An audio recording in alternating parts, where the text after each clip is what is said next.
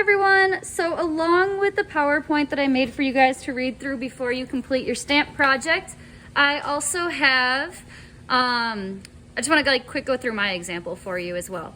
So hopefully this helps explain it a little bit better. So on this worksheet, you guys are supposed to make a stamp that has about 50% black and then 50% white. So whatever is the black area, so this is what I Sharpied, that is what will actually print, that will be my stamp. It's especially important to really plan this out if you're doing words in your stamp at all.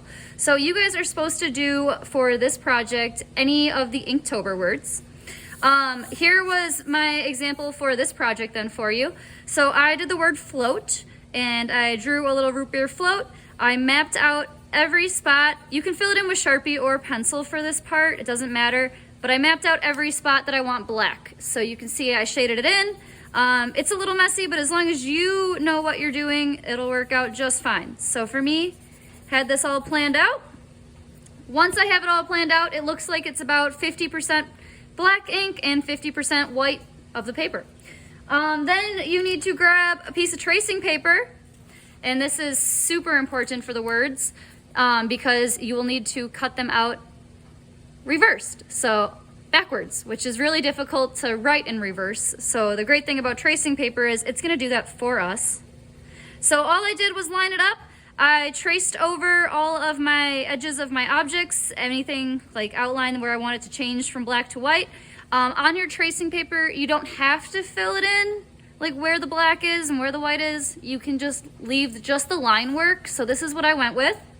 Then you have your stamps. So I'll get rid of my paper now. All I need is my tracing paper and my stamp.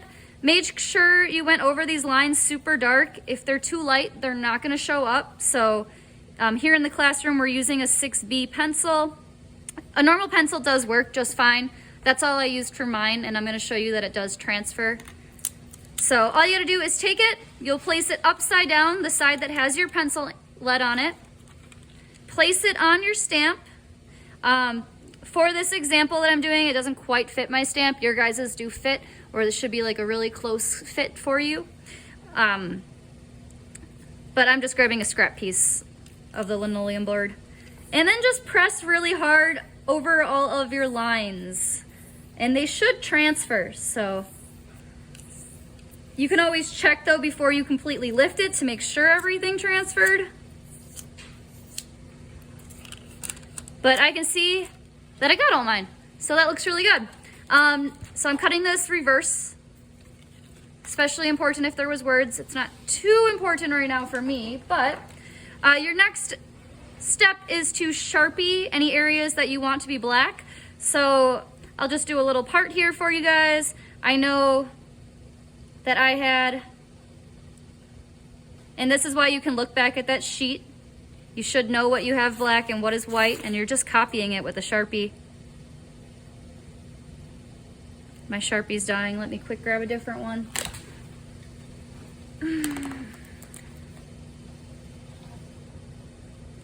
And again, whatever is black, whatever I'm drawing with the Sharpie, I am not gonna cut out of my stamp.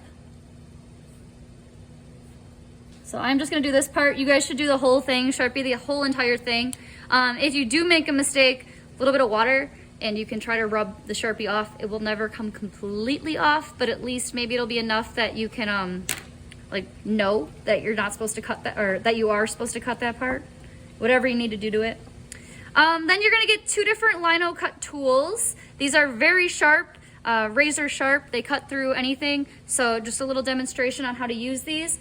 I gave you both two different sizes. There's a really small one and then a larger area. So I like to use the small one first.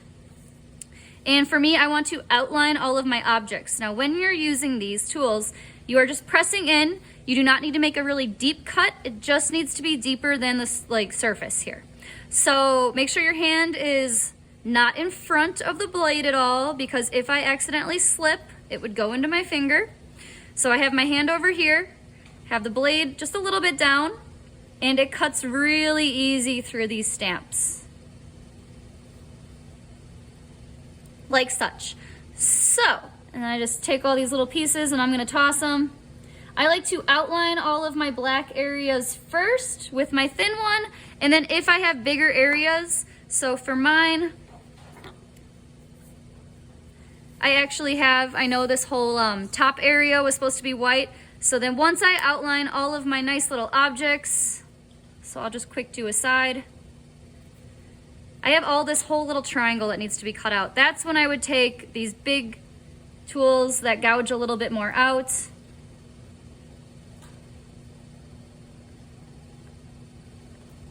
And it just goes faster then. So, but I would outline all of my objects first. Just makes your life a whole lot easier. And if this one you accidentally make a mistake, it's a big area. So these come in all different colors, so you might have different colors, but you should have a large one and a small one. If you guys have questions at all, please let me know while you're working. You will not be able to print these at home because I can't send ink home. So when you're done with yours, please return my lino cut tools to school. I need these because I need to use them for another class after you guys, so really need these back as soon as possible. And then your stamps, bring those back to school too. I will print them for you. I'll send a couple printed versions home, as well as your stamp that you get to keep forever. So have a great rest of the day, guys. Thanks for watching.